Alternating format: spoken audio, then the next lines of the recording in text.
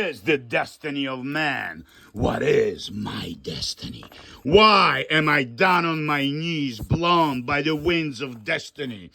Why death has anything to do with who I am? Who am I bowing to? What is in front of me I am bowing to? Oh, the unknown, the dark space within the space. And what is this thing above me?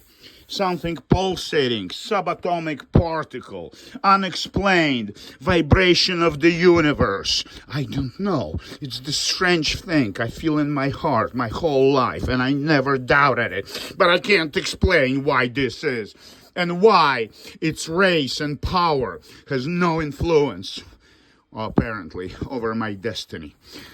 Why do I choose to behave a certain way and no other way? I don't know. It's complicated. It's genetics. Where's the DNA code?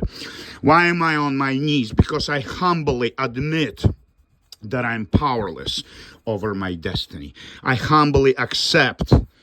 And at the same time, in the deepest eye, there is desire to love something, somebody. Desire to be really human by the power of love. And I found it in the dark bushes of reality. And this love came to me as a salvation and saving my life when I recovered from depression. The most beautiful woman in the universe. Looks like Sophia Loren, my age, with 2 kids, recently divorced.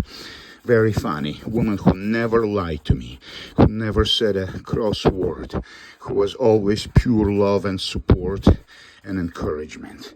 I am nothing if I don't have love. But please, tell me, what is this? What is this pulsating black unexplained event? Why do they call it Pandora? Pandora's box. Why do they call all evil coming from Pandora? Why? Why all evil from the Pandora's box lead the universe and most of its affairs? Yes, I know there is God. Yes, I know there is God. Like subatomic particle. Also, everywhere in the... Is Pandora the part of God's universe? Well, there is nothing beyond God. Or is there? Well, there is a Lucifer. The guy who rebelled because of his ego. Did I rebel? No, I never rebelled. I never said, God, there is no God, and I never will say, God, I don't trust you. I trust my life in the hands of our Creator. I have no will. I have no desire but one, to find love. Where do I find true love? Is it in God, or is it another human being? Is it in me? How much human am I? How much love do I deserve? You see this character on the knees? This is a future symbol of love, but this is more. This is finding love. This is the relationship between an individual and the idea. Love is an idea, and we both know that, because there is no reason or way to describe love otherwise in biological universe we live in. Animals don't have a perception or concept. They don't question. All life on earth is not asking the question humans saying, am I in love? Will I be loved? And everyone is fucking looking for the treasure. Yeah, the fucking treasure. The trunk, the invisible cosmic trunk. The trunk of wisdom. The trunk of knowing one particular thing. How to love. And this trunk is never found yet. And I don't believe anyone in this universe who says he found the trunk. The trunk is still floating in the cosmic ocean of destiny. Yes, the cosmic ocean of destiny with the dice, the cosmic dice of destiny. They were rolled billions of years ago at the beginning of the universe, before formation of atoms, before formation of oxygen and hydrogen. Those dots, they They were there. Mathematical formulas about how the universe will function. This is what was there. And they're still falling. This is called quantum tunneling. Why shit happens for one particular reason. And this is the ocean of my destiny with Pandora's box. Just like yours. This is your ocean of your destiny. This is the ocean of everyone's destiny on this planet. I need hard charcoal because I want to put a super volcano to express my inner feelings about life. And a super volcano is really, really far away. And it's sort of smoking. No, not exploding, but the edges of things far away, they need to be darker and closer to water. Like here, let's say it's going to be an ocean, right? You know how to draw, paint ocean. I'm not going to teach you how, because my teaching throughout my education was analogical to go do it yourself. Bogoslowsky, you're not paying enough of attention. Your mountain doesn't look like rocks. It looks like piece of fabric. Like far away fabric. So you need to learn how to draw the mountain. 5 miles away, 10 miles away. You need to know how to depict what you want to depict. Let's say you want to say, oh, I want a faraway city. I want to show civilization. So civilization is far away. This guy is in a solo journey of self-discovery, right? Myself, artist. This is what I keep telling you. Artwork, creative process is a self-discovery process. I'm killing the paper right now. I don't give a shit. I'm delivering a message of the Buddha. For this, I am Buddha, because I spoke one paragraph, which I understood, and I explained it to a 6-year-old. So now I am Buddha. And there will be millions of Buddhas like me and the old Buddha himself, as he promised. There will be millions of wise men that will come to this earth to teach wisdom, and people will throw rocks at them. This is one thing for sure. And they will crucify them, and they will make them to drink poison, because they were making youth rebellious. Remember Socrates? The smartest guy of Western civilization, the father of all logic, thought, Platonism, his student Plato. Yeah. Did you know that? Well, education will change your behavior. You understand? You will make different choices. So just by watching this silly video, you will have an opportunity to learn something you didn't know yesterday. You met this Bogoslowsky on cyberspace, crazy guy who's doing crazy things. So the powerful strokes, they need to be somewhere in the center, because when it gets closer to the edges, the subject matters I care about are not on the edges. No, they're in the center, okay? And there's a communication, there's supposed to be communication. These are my stencils I put under the paper. So it's sitting on top because I'm still deliberating where should it go. Maybe under the paper here, because the volcano is exploding, and I will make, oh, that's interesting. Can't wait to finish this shit.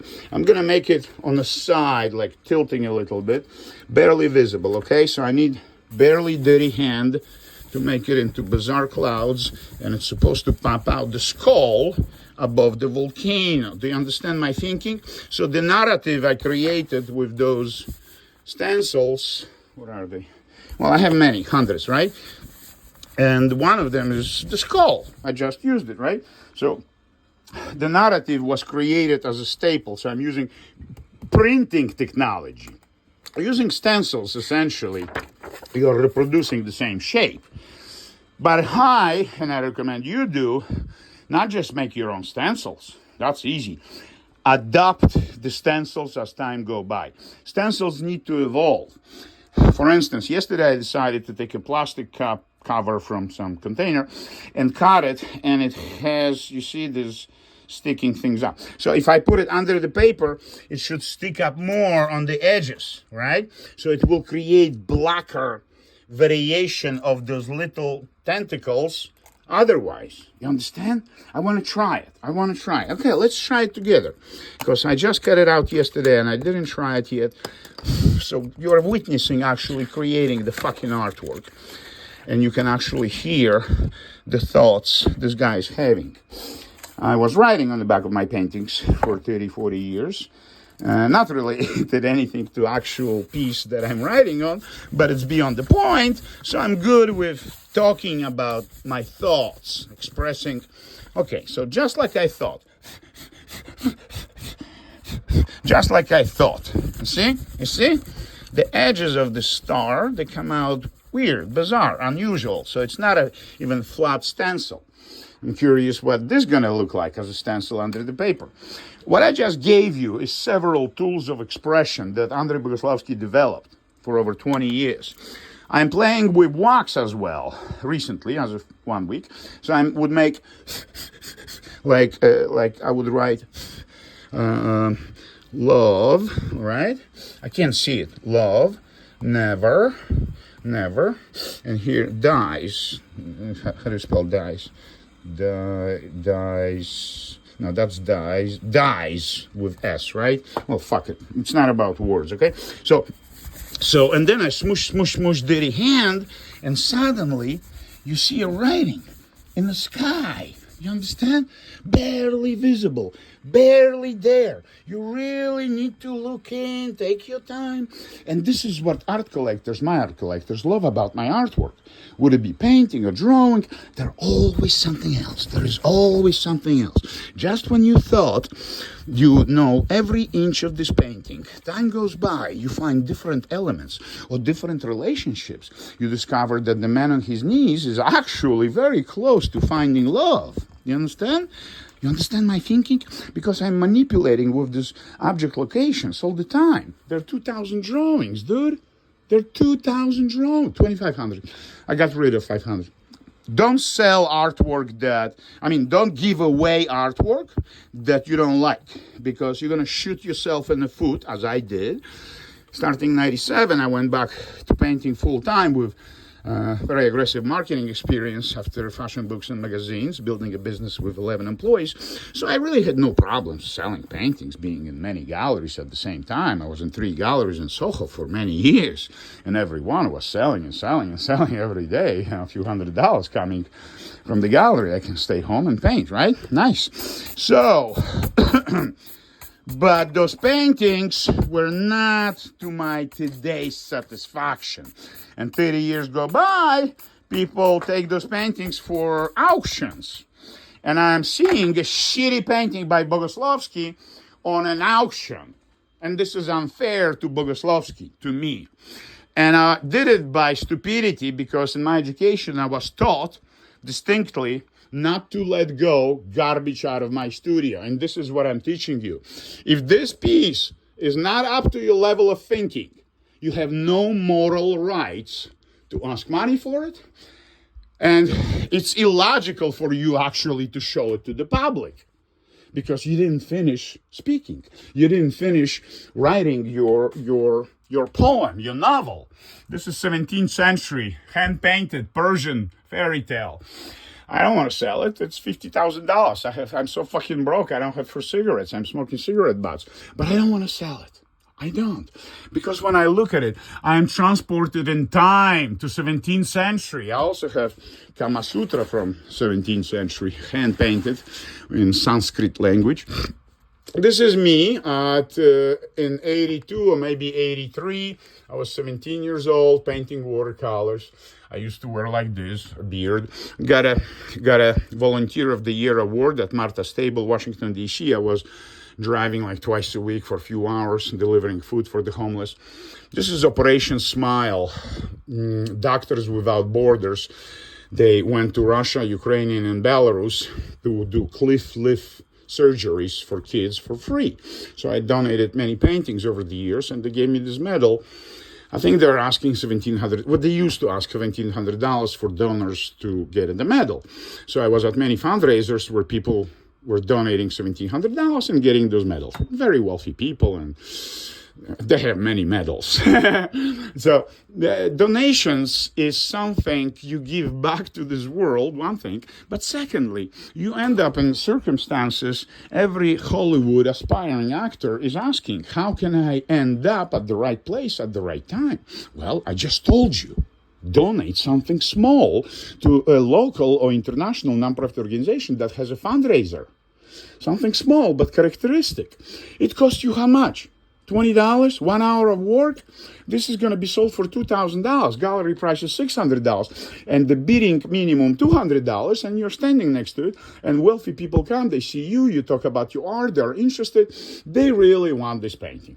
And somebody bet 900, so they're bidding 2,000 to make sure they're gonna get it. All the money goes to Red Cross. So these people came to spend thousands of dollars on silent auction to pick up some good deals, and they see this painting, and then somebody else sees this painting, and it's the best painting at the silent auction in Palm Beach, in the Breakers, ladies and gentlemen, January 2000 or 99, right? There I am. I have the photographs. And somebody else comes and says, okay, we started bidding 250, now it's up to 2,000. I'll give 5. I don't give a shit. Here's a blank check anyway. So I want to walk away with this painting. I was going to give this check to Red Cross anyway. I'm a corporate executive from Verizon, for instance. I'm in Verizon, Florida corporate collection by this virtue, you understand? You end up in the best art collections. Your piece of shit, it's a masterly piece of shit. It's a piece that expresses true art, true love. You don't donate garbage. No. To your friends, to donations, you give your best. Because the destiny of donated paintings will surprise you. It will end up in a fucking auction sold for billions of dollars. Watch my words. Watch my words. Give it to this world. Give everything you got. Let go. Let go all of the possessions. Let go all of the presumptions, receiving any benefits just because you make great art. The great art you made is irrelevant. What is relevant? You enjoyed the process while doing this.